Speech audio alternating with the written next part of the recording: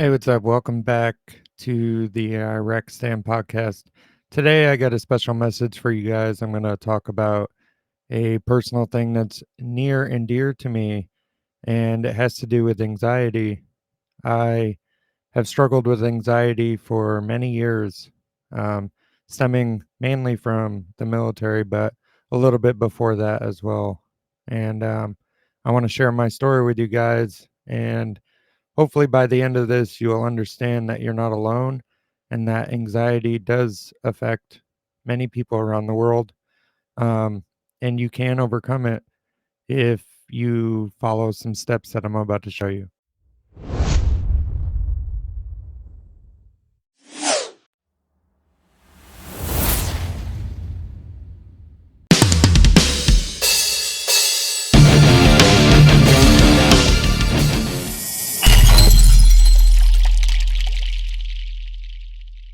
Now, this particular story is about a year ago. It was May 16th, 2022. And I woke up early and I was headed to an MRI for a previous back issue that the VA was trying to, get a better image of to try to help me better. And they put me in this enclosed MRI. And if you've ever been inside an enclosed MRI, you're strapped down. Okay. There is a person there, but that person is in another room viewing you. They strapped me down and they gave me this little thing that I'm supposed to squeeze if I need help. Now, the lady told me that I would only be in there about 10 minutes. I was thinking in my mind, okay, 10 minutes has gone by. Why is this still happening? Why is this, why am I still in this thing? And then it happened. Out of nowhere, it felt like, if you've ever been high before, it felt like the moment you realize that you're high, that's what it felt like. Suddenly, I felt deceived about life. I was wondering why I was born just to die. And sadly, that never affected me before. I never really thought about it, I guess. There was a lot of loud noises inside of that MRI. I don't know if you've ever been in one, but there's a lot of whooshing and a lot of banging that goes on inside of there. Now, I'm not sure if I was reflecting back to a certain combat situation that I've been in or not, but I can tell you I needed to get out of there like immediately. So I squeezed that little indicator thing. Now I squeezed the shit out of this thing, and this lady didn't show up. So I ended up squeezing it again, and I was actually yelling to the lady, and she did finally come inside. She asked me if everything was okay. I said I need to get out of here right now. And because I'd never dealt with a panic attack before, I didn't know what was going on. She unstrapped me and I sat up immediately, and I was explaining to her that I can't go back in there. She told me that as soon as I get up and she unstraps me, we're going to have to make a new appointment because I'm out of position and I won't be able to replicate that position to continue the process. I asked her if there was any other options that I could take to still get this MRI done because it was my lower back. She said that the option that I could use is to use a seated MRI, and it's for people that have claustrophobia. Now, I don't believe I have claustrophobia because I've been in claustrophobic situations before and I never had an issue with them. Needless to say, I ended up going home. The drive home, it was only about 5 or 6 minutes away, but that drive home felt like forever. My heart was pounding. I felt like, I'd been tricked, and like the realization that I'm going to die someday really freaked me out. I felt like that I was deceived by the world because I didn't ask to be born, but I have to go through death. And I've seen a lot of people die, and I've witnessed stories about people dying, relatives, battle buddies, and things like that. But I guess it never really resonated with me for some reason. But at this moment, I was pretty much scared shitless about this whole idea Once I got home, I jumped in the shower. I ended up throwing up in the shower from all the anxiety, all the symptoms of the anxiety. So this was a full-blown, first time ever panic attack. This panic attack lasted about 5 hours.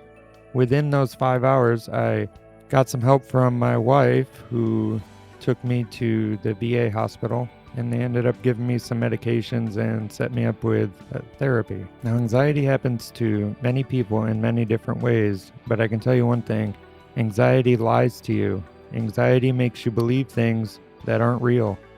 And if you let it, it can literally drive you insane, which is what it was doing to me. When I first started having this anxiety, I was believing everything. I was believing that I couldn't breathe. I was believing that I was having a heart attack. I was believing that I was going to get in a car accident and die. What that did is that caused me not to live my life. I was completely debilitated for a while, about 3 months. But through the therapy and through perseverance, I got through it all. And today I still struggle with it, but it hasn't flared up in a while.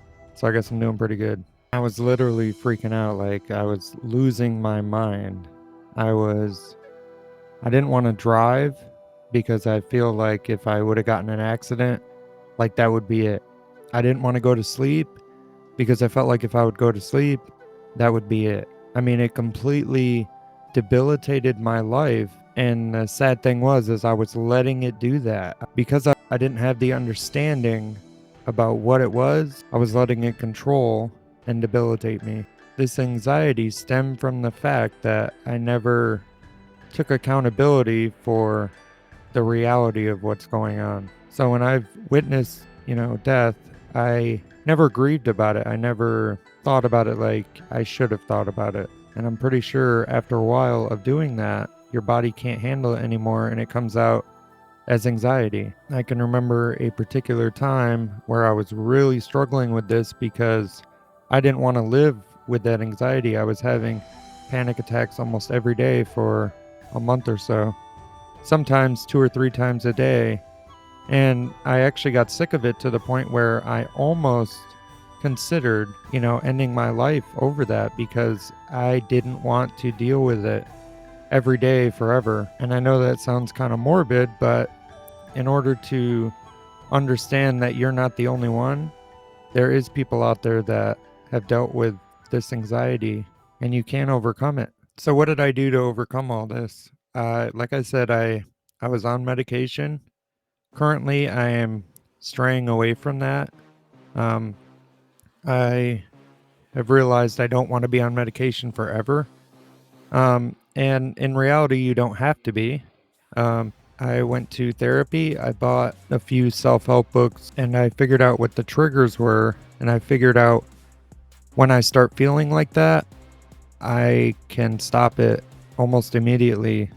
Because if I don't end up stopping it within a couple of minutes or sometimes less than that, if it gets going, it'll be on this rat race and I'll spiral out of control. So step number 1 is to seek help. If you are dealing with any of this kind of stuff, go ahead, reach out to, a professional and get help for it because, like I said, you're not alone in this and there is people that deal with it and there is people that know how to deal with you dealing with it. The second thing that I learned from it is to talk about it. So the more I talked about it and the more I learned about it, the more that I understood it and I understood what was happening. Number 3, I did some research, right?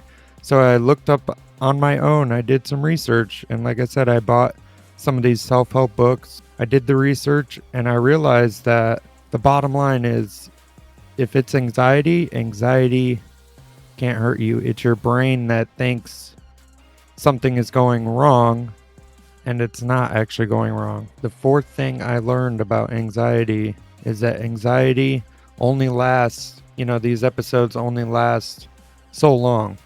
So when I was first learning this, I was still having pretty bad panic attacks. But as soon as I started feeling this, I reminded myself, this is only temporary. Maybe I'll wait 20 minutes. And if I don't feel any better, then maybe I should go get some help. And the last thing that I learned about anxiety is that if I distract myself from it, if I know that it's about to happen and I can feel myself thinking and thinking and thinking and spiraling, out of control, I've learned that if I change my mind, if I start doing something else, eventually I'll just forget that I'm even having a problem. And usually it'll work itself out and it'll go away. Now, all these things are things that I do, and I wanted to share my story with you. But like I said, the first step is to get help. If you are feeling anxiety, even if you think it's anxiety, mental health is a serious thing.